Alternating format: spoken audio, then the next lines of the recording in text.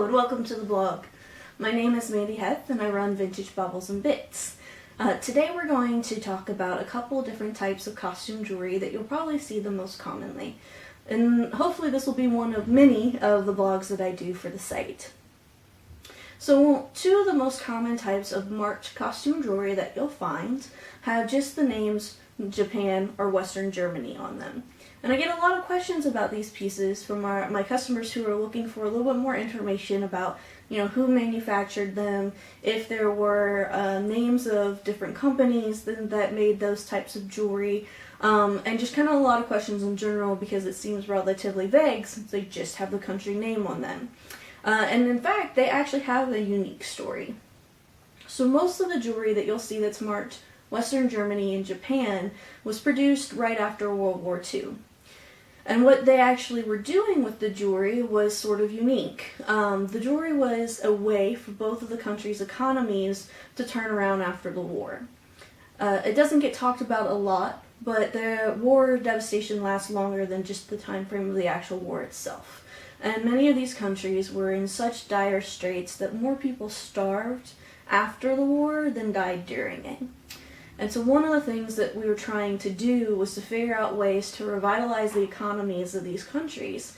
And one of the first things they started doing was coming up with commercial products that we could start importing to the United States that would be manufactured in those countries, especially turning industrial complexes that were used to make weaponry into something a little less dangerous. So that's where a lot of this came from, is a lot of the factories were converted from doing military type things, from guns and ammunition and making uniforms and things along those lines, to creating costume jewelry.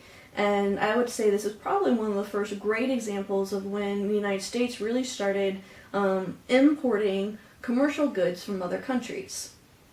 So that's where both of these things started. With Japan, you'll see a lot of what I would call some really basic types of costume jewelry that almost every costume jewelry collector has, because these are just your great starter pieces that kind of go with everything, and they're usually inexpensive, so it's an easy way to start getting into collecting vintage. So one of the first things that Japan's really well known for is making the beaded necklaces like this. And they range from single strands all the way up to 5 or 6 strands long. Most of the time they were plastic beads, but they also had crystals. They came in a variety of colors and a lot of different options. And then where you'll see the Japan marking on all of these is usually on the shepherd's hook on the back that helps you attach the adjustable necklaces. In addition to these kind of necklaces, Japan also created a lot of other things, like these hair clips. So this is a basic rhinestone hair clip with a gold tone plate on it. Very beautiful, very simple, but it's marked Japan. So one of the other kind of unique things that they developed. And then you'll also see out of Japan a lot of your really basic either clip earrings or screwback earrings. So these are examples of screwbacks, the kind of little button ones. They did the bigger quarter-size pieces with lots of beading as well. And those you'll find very, very influential in 50s styles. Then with Western Germany, you'll get some of those as well. They did the beaded necklaces, they did the different kinds of earrings, but they also did a couple things that are a little bit more unique. You'll see more items like this scarf clip.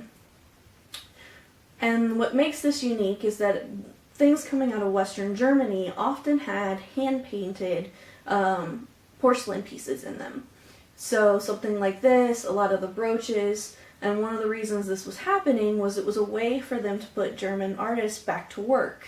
And people weren't really buying art right after World War II. And so the artists were struggling pretty heavily, and having things like this and also pottery and a lot of other glass work that had hand painting on them was a way to put the artists back to work.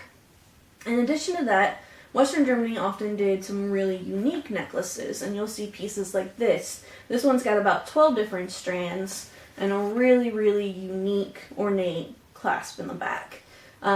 You'll usually be able to tell it's a Western Germany piece just because it definitely looks way more European in style, but also has that 1950s flair. So you'll find a lot of those kind of pieces to be sort of a throwback to Victorian time periods, and a little bit of Edwardian, but always made of either plastic or glass and kind of less precious metals out of those kind of pieces.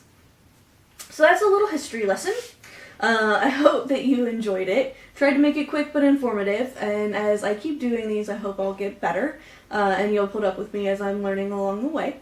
If you like this and you want to learn more, go ahead and sign up below and follow our YouTube page, or continue to come back to the blog where I'll post these hopefully weekly moving forward. Thanks a lot!